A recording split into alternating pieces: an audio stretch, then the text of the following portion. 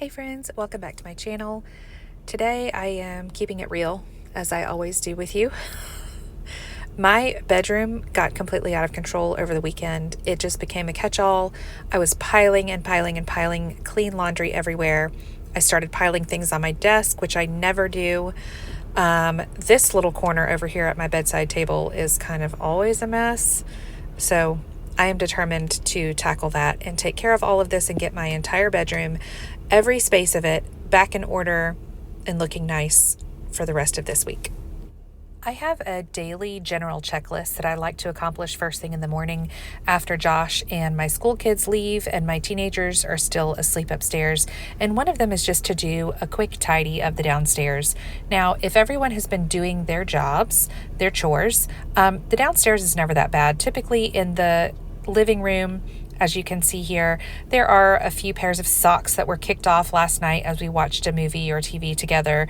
Some blankets need to be folded, pillows put back where they belong, and maybe a few things that need to go onto the stairs to be brought back up. But for the most part, it's not bad. We put away the rest of our Christmas decor over the weekend, and that is a huge reason why my bedroom became a catch-all. I just started putting things in there to get it out of the way as we put Christmas. I don't know if you just caught that, but I am pouring the last of these cups of water into my plant that is on the coffee table. Hey, why waste it, right? Last but not least, I decided to light my favorite candle and leave it on the mantle to get the downstairs smelling nice while I got to work on my bedroom, so that when the girls come down for their coffee and to get started on school, the downstairs would just be inviting and smell good and be clean and tidy and ready to start our day. Doing the whole living room, including vacuuming the floors, which I did not film, took less than 10 minutes, and it feels great to start the day that way. Now I'm going to get started on the laundry piles on my bed. I have started putting things away as I finish piles rather than putting it all away at the end. And I feel like that helps with the visual overwhelm as you're folding such a large pile of laundry. This did not take as long as I thought it would either. Usually what I dread the most is matching socks and hanging things up in the end. So here you can see the finished product. My pillows could use a little fluffing, but at that point I did not care. This exercise bike that you see at the foot of the bed is kind of like an off-brand Peloton bike. It was a family gift for Christmas this year, and several of the kids and I are really enjoying it. I think my 8-year-old son logged like 50 miles in the first couple of days after Christmas. We're going to move it upstairs to a better spot, but I wanted it in my bedroom so I could start to develop a habit of using it before it was out of sight and out of mind. Now it's time to clear off my desk, and I will almost be finished with my bedroom. It just collected a few things over the weekend that didn't belong. I've really been enjoying having a desk for the first time in my adult life that is just my space to work. I do all of my work from home, and it's really great to have a space that is not the kitchen island. Even having these two little drawers to keep my stuff in keeps my desktop tidy. Now moving on to dinner, I defrosted these chicken thighs a couple days ago in the fridge, and the girls, as you saw previously, helped me make a menu for the remainder of the pantry challenge, and one of the things on that list is butter chicken. Normally when I make butter chicken, and I will leave the recipe in the description for two different ones that I've made before. One is an Instant Pot recipe, which I've only ever made on the stovetop, and the other is the one that I tried tonight. Now, the one that I would previously make on the stovetop, I would use chicken breasts and I would just cut them into like bite-sized chunks. But my teenage girls love bone-in chicken, and chicken thighs, of course, are a good bit cheaper than boneless, skinless chicken breasts. So I thought, well, I'm going to try a butter chicken recipe with bone-in chicken thighs. I love Indian food. I love it. I love homemade chai. I love tikka masala. I love the meatless dishes. It's so good. I love all the spices, the aromatics. It's amazing. I could eat Indian food multiple times a week and be completely happy. I also really, really enjoy walking the aisles of our local Indian market. So much stuff that I don't even know what it is, and probably don't even know how to pronounce it. But I would love for an older Indian woman to take me under her wing and teach me all of their favorite recipes. This recipe called for fresh ginger, which I am so thankful. I had purchased ginger a while back. I don't even remember why. And when I realized I wasn't going to use any more of it, I peeled it, cut it into chunks, and froze all those chunks. So here I was using the microplane to shred it into, really is more like zesting it into the recipe. This is the marinade that I'm making initially.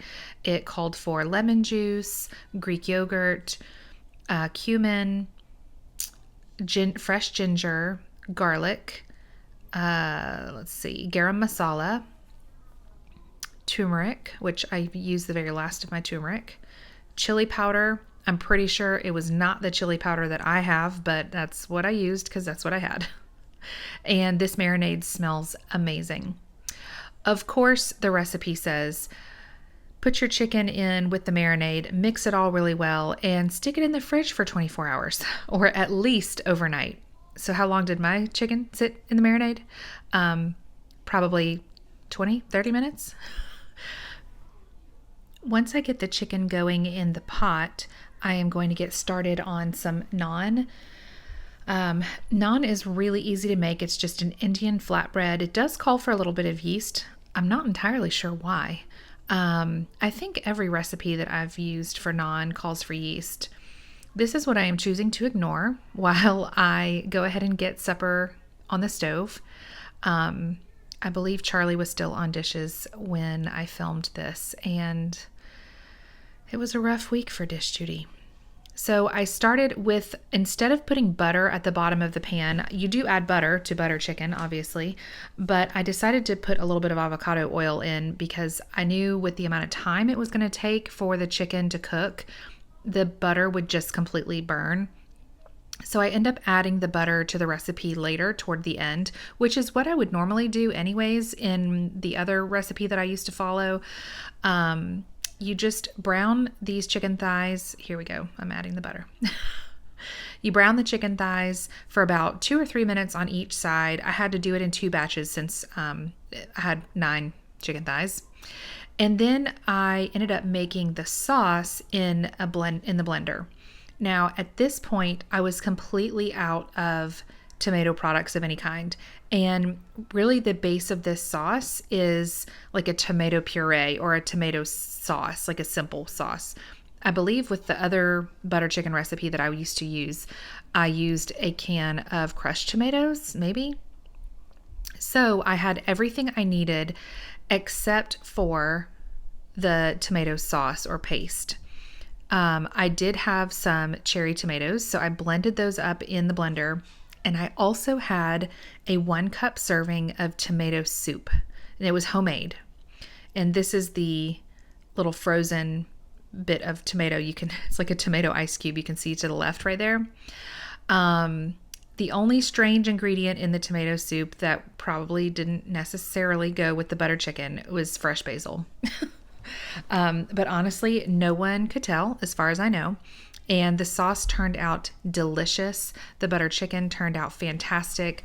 Now I am going to put the lid on this and let it simmer for probably 30 to 40 minutes. I'm going to get some basmati rice started in the Instant Pot, and then I got to go milk my cow. I love making rice in the Instant Pot. I always spray the inside of my pot with a little nonstick spray before I add my rice, even before I rinse my rice. It just helps it all to come nice and clean when you're finished. And this is the finished product. We did roasted Brussels sprouts on the side, served the chicken over the rice with lots of sauce, and there is our garlic butter naan. Thanks for watching.